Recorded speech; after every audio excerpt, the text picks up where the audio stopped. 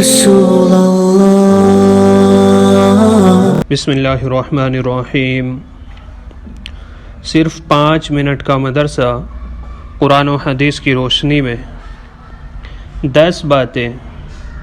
آج کی اسلامی تاریخ 8 ربیع الاول۔ نمبر 1، اسلامی تاریخ۔ اصحاب الجنہ یعنی باغ والے۔ قرآن کریم کی سورہ قلم میں باغ والوں کا تذکرہ آیا ہے۔ یہ یمن کے ایک علاقے زروان کا رہنے والا تھا۔ اللہ تعالیٰ نے اس کو خوب مال و دولت سے نوازا تھا۔ اس کے پاس ایک بہت ہی بڑا باغ تھا۔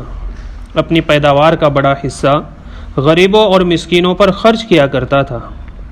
اپنے گھر والوں کا سالانہ خرچ نکال کر باقی مال اللہ کی راہ میں صدقہ کر دیا کرتا تھا۔ جب اس نے ایک آدمی کا انتقال ہو گیا تو اس کے لڑکوں نے کہا کہ ہمارا باپ تو بہت ہی بے وقوف تھا کہ اپنی دولت غریبوں پر لٹا دیتا تھا۔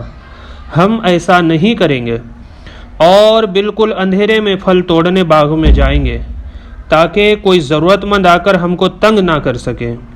ابھی انہوں نے یہ فیصلہ کیا ہی تھا کہ اللہ تعالیٰ نے ان کے باغ اور کھیتیوں کو تیز اور گرم ہوا کے ذریعے رات ہی میں جلا کر راکھ کر دیا۔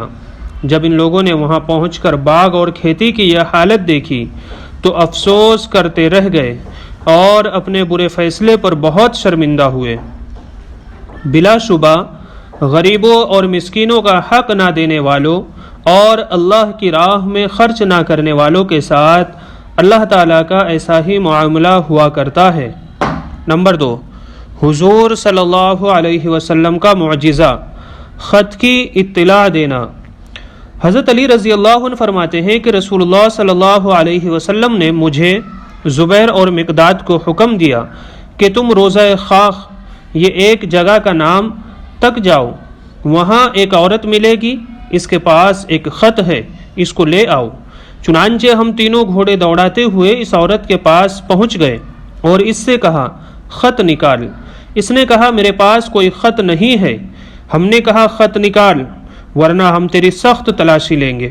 چنانچہ مجبور ہو کر اس نے بالوں کے جوڑے سے خط نکال کر دیا۔ اس خط میں جنگ سے متعلق رسول اللہ صلی اللہ علیہ وسلم کے خفیہ ارادے کی مشرکین مکہ کو خبر دی گئی تھی۔ نمبر 3، ایک فرض کے بارے میں ماں کے ساتھ حسن سلوک کرنا۔ ایک آدمی نے رسول اللہ صلی اللہ علیہ وسلم کی خدمت میں آ کر عرض کیا، اے اللہ کے رسول، میرے حسن سلوک کا زیادہ حقدار کون ہے؟ فرمایا تیری ماں۔ پھر عرض کیا کہ اس کے بعد کون؟ فرمایا تیری ماں۔ پھر عرض کیا کہ اس کے بعد کون؟ فرمایا تیری ماں۔ پھر عرض کیا کہ اس کے بعد کون؟ پھر فرمایا تیرا باپ۔ نمبر 4، ایک سنت کے بارے میں فوراً استخارہ کرنے کی دعا۔ رسول اللہ صلی اللہ علیہ وسلم جب کسی کام کا ارادہ کرتے تو یہ دعا پڑھتے ہیں، اللہم خیر لی واختر لی، جس کا ترجمہ یہ ہے، اے اللہ مجھے خیر عطا فرما اور میرے دل میں خیر کی بات ڈال دے۔ خلاصہ، فوراً استخارہ کرنا ہو تو یہ دعا پڑھ کر دل کی طرف متوجہ ہو اور جو بات دل میں آئے اس کو اختیار کرے۔ نمبر 5، ایک اہم عمل کی فضیلت، گناہ سے توبہ کرنا۔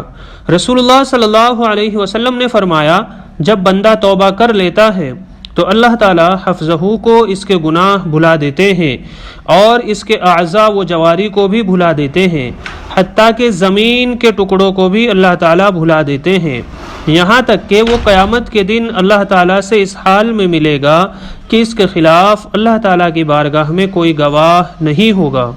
نمبر 6، ایک گناہ کے بارے میں دکھلاوے کے لیے خرچ کرنا۔ قرآن میں اللہ تعالیٰ فرماتا ہے، وہ لوگ بھی اللہ تعالیٰ کو ناپسند ہیں جو اپنا مال صرف لوگوں کو دکھانے کے لیے خرچ کرتے ہیں اور نہ وہ اللہ پر ایمان رکھتے ہیں اور نہ یوم آخرت پر، اور جس کا ساتھی شیطان ہو گیا تو سمجھ لو کہ وہ بہت ہی برا ساتھی ہے۔